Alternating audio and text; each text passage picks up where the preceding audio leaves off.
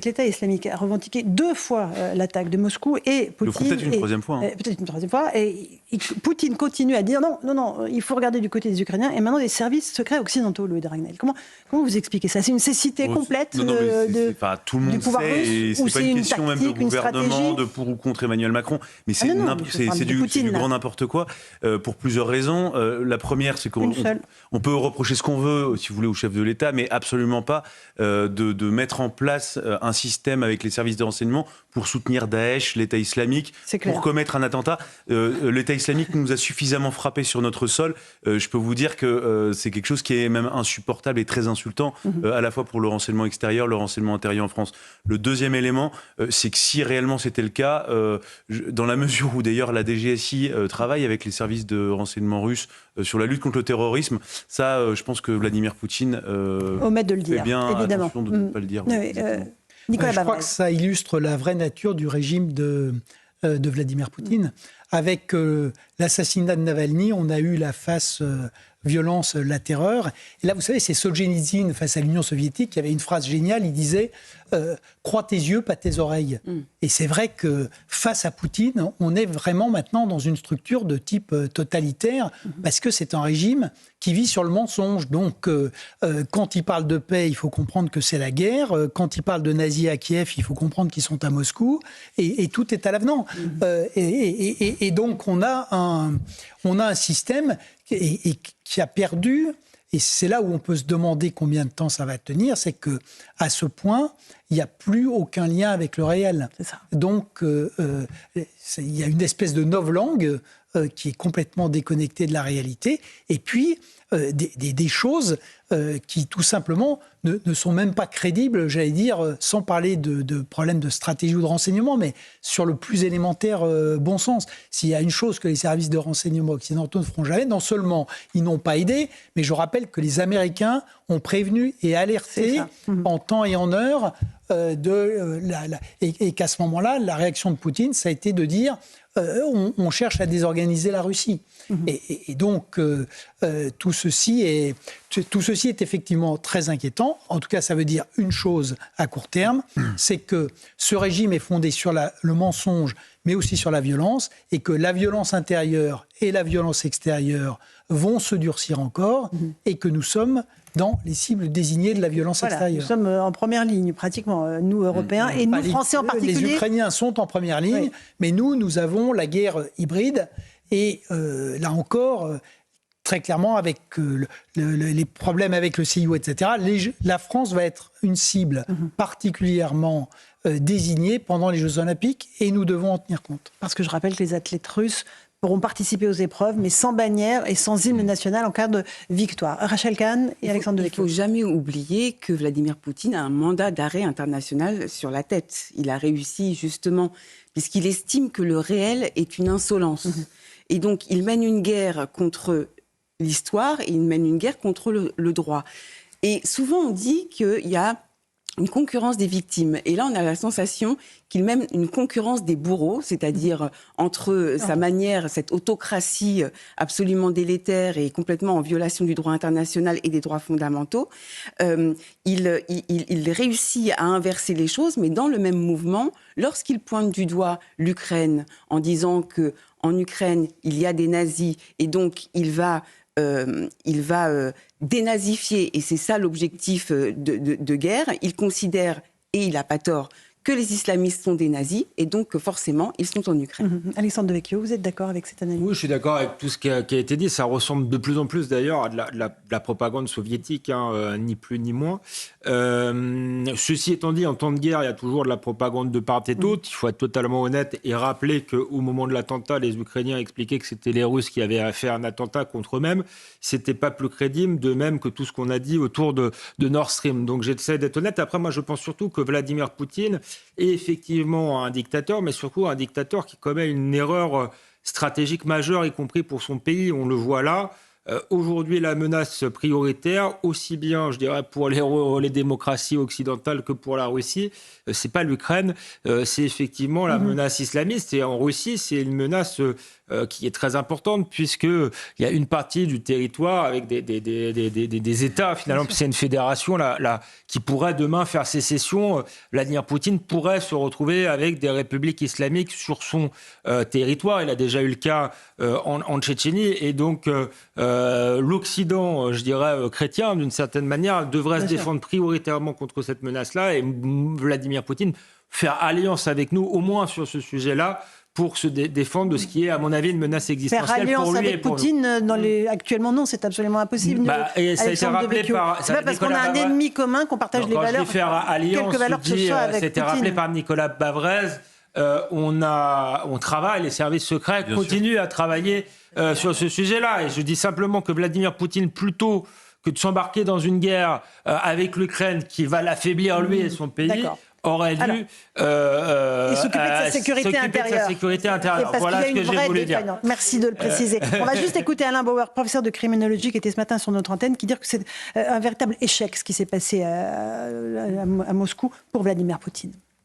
Vladimir Poutine, il a un ennemi principal, qui est le seul qui justifie sa propre existence, sa propre survie politique, et il doit justifier d'un immense échec de ses services de sécurité. Donc il a un marteau, et quel que soit le clou qui se présente à lui, il tape dessus, comme s'il n'y en avait qu'un seul, et donc il est obligé de tout relier à l'Ukraine. Et il y a une raison, paradoxalement, c'est que les seules routes qui sont quasiment libres de circulation en Russie pour des raisons de maintenance, de soutien au front, de ravitaillement, etc., les moins contrôlées pour des raisons pratiques, sont les routes vers l'Ukraine et la Biélorussie. Voilà, c'est une déroute pour Vladimir Poutine, cet attentat à Moscou, Nicolas Bavrez. Je pense que c'est très clairement un immense échec, effectivement. Mais en fait, il est déjà en échec surtout. Sa démographie s'effondre. L'économie, effectivement, les hydrocarbures vont maintenant vers l'Inde et la Chine à des prix moindres, mais ramènent quand même de l'argent. L'économie de guerre, pour le coup, est une vérité, une réalité en Russie, mais ça ne nourrit pas les Russes. Il s'est mis complètement maintenant dans la main des Chinois, dont il dépend et pour une partie de son armement, mais surtout pour ses exportations. Donc, au total, la Russie va sortir extrêmement affaiblie de cette aventure, qui est une aventure folle. Je rappelle que depuis le début de l'opération militaire spéciale qui fait qu'on n'a pas le droit de parler de guerre, jusqu'à l'idée que on peut penser du bien ou du mal de de Volodymyr Zelensky, mais le traité de Nazi, c'est tout simplement grotesque pour un nombre de raisons illimitées. Et donc, tout est fondé sur le mensonge. Et il y a un moment donné où on finit toujours par aller taper le mur du réel. Et pour la Russie, au point où ça en est, c'est vrai que ça va être un moment qui est très dangereux. C'est quand même un pays qui conserve 6000 têtes nucléaires. Et donc, contrairement à ce que dit d'ailleurs Vladimir Poutine, ce qui est frappant, non seulement les Occidentaux n'ont jamais imaginé de faire la guerre à la Russie, mais tous les pays occidentaux ont ça en tête et sont extrêmement prudents parce que personne ne veut l'éclatement de la Russie. Et notamment pour cette raison. La Russie est un pays extrêmement hétérogène et divers, et s'il doit vraiment exploser, personne ne sait où peuvent notamment aller ces 6000 têtes nucléaires. Voilà pour la question des Russes. Et nous, sommes-nous prêts pour une guerre de haute intensité ? Vous avez publié une tribune il y a quelques jours dans Le Point sur évidemment cette stratégie française. On va écouter Sébastien Lecornu, ministre des Armées, qui s'est exprimé ce matin et qui estime que la Russie représente une menace pour la France et qui aussi a envisagé l'idée de réquisition pour la fabrication d'armements. Écoutez-le. La réalité, c'est que la Russie représente une menace pour nous. Pour l'Ukraine, c'est une évidence, mais une menace pour nous, ça devient de plus en plus une évidence. On voit bien que le comportement de la Fédération de Russie n'est pas le même qu'il y a 2 ans, au début de la guerre.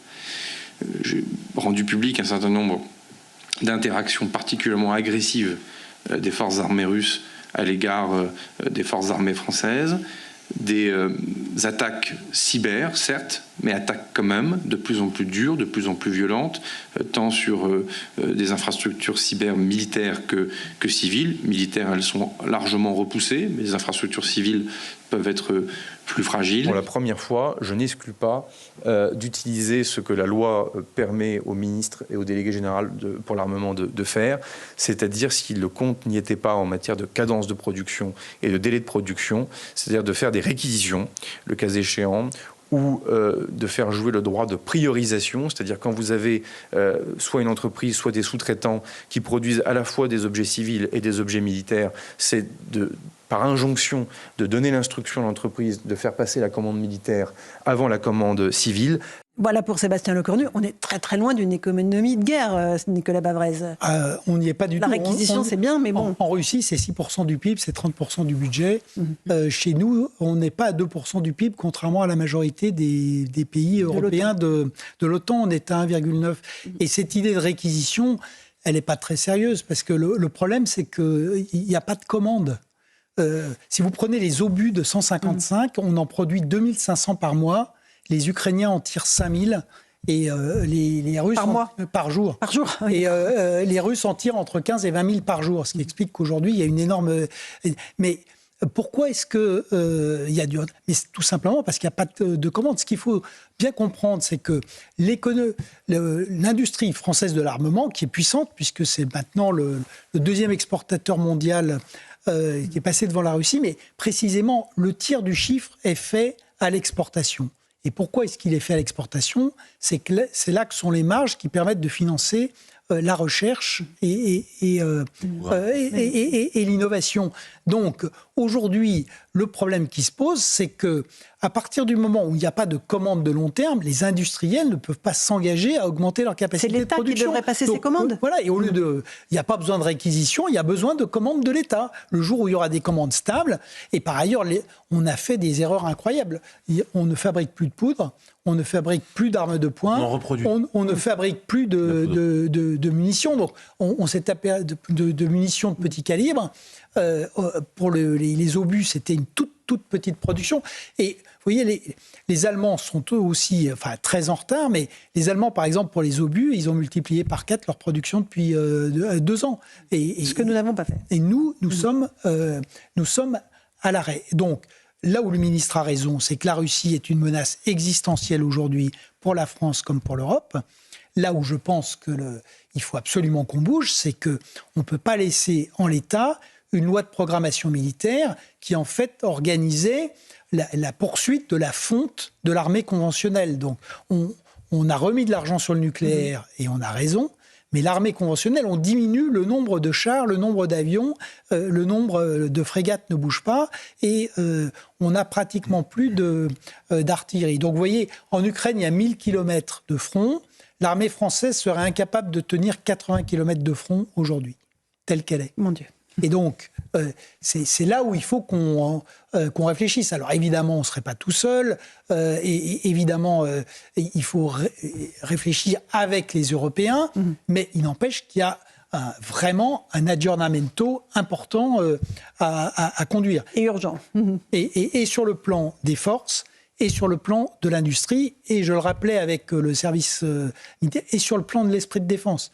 Parce que par ailleurs, on a quand même installé les Français dans l'idée que la guerre était totalement impossible. Aujourd'hui, on ne peut plus dire ça. On peut dire qu'elle peut se reproduire aujourd'hui, Nicolas Bavrez ? Sur le sol européen, pour le coup parce que... Elle est déjà sur le sol européen. L'Ukraine, c'est l'Europe. Et par ailleurs, comme il a été rappelé, sur le plan cyber, on a déjà des attaques quotidiennes. Et j'ajoute que, si vous voulez, c'est une question de bon sens. Si vous partez de la Baltique et que vous allez jusqu'à Gibraltar, en faisant tout le tour de l'Europe, il n'y a pas une zone qui n'est pas en paix, en guerre, en crise, en révolution, avec d'énormes enjeux de sécurité. On a quand même maintenant 2 guerres ouvertes très dures en Ukraine et à Gaza. Les Turcs ont fait l'opération dans le Haut-Karabakh.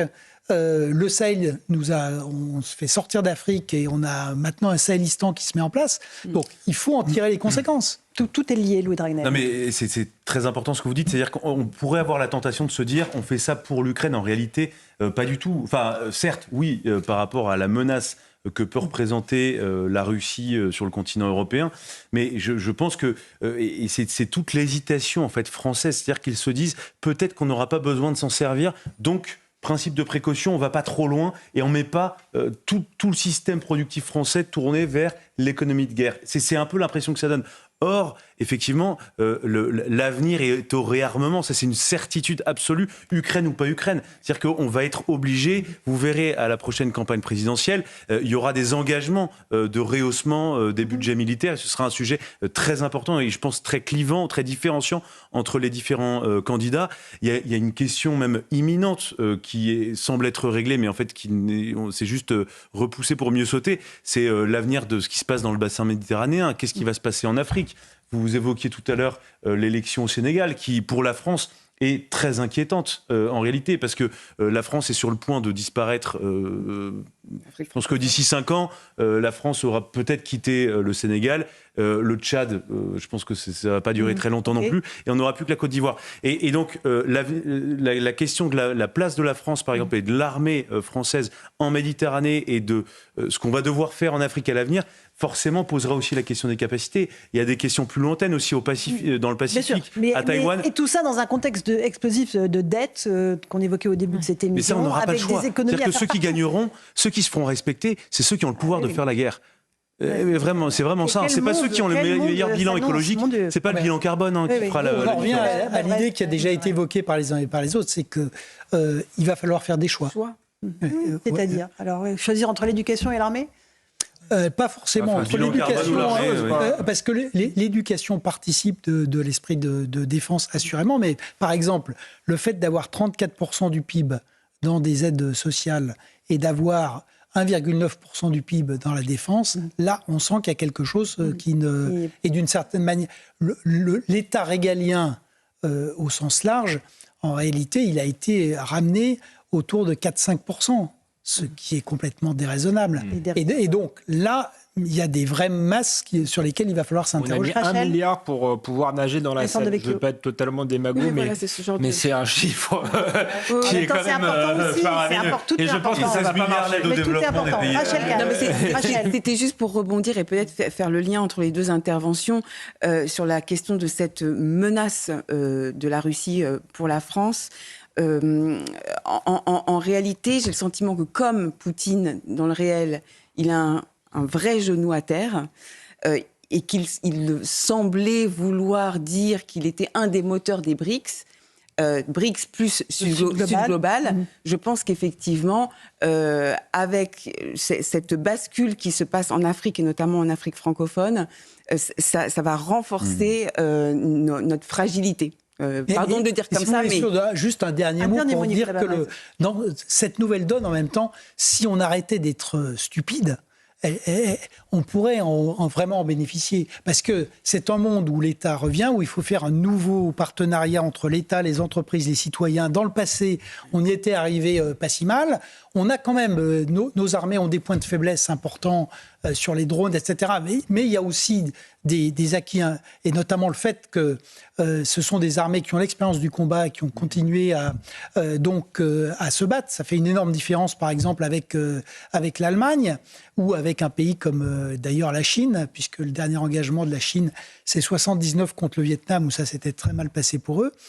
Et donc, si vous voulez, ce que je trouve regrettable, c'est que, par ailleurs, notre pays a des atouts dans cette nouvelle donne et qu'on ne les utilise pas. Et non seulement on ne les utilise pas, mais on les stérilise pour passer notre temps sur des sujets périphériques ou des diversions. Donc remettons-nous sur le cœur des choses. Vous voyez, ce qui a été dit, le cœur de l'État, à quoi il doit servir. Et là-dessus, il faut réinvestir. Là où il n'a rien à faire, sortons-le. Allez, Nicolas Bavrez, Démocratie contre empire autoritaire. La liberté est un combat, aux éditions de l'Observatoire. Merci beaucoup de la pertinence de vos analyses ce soir dans Punchline. Merci Louis de Ragnel, Rachel Kahn, Sabrina Medjeber et Alexandre Deverdier.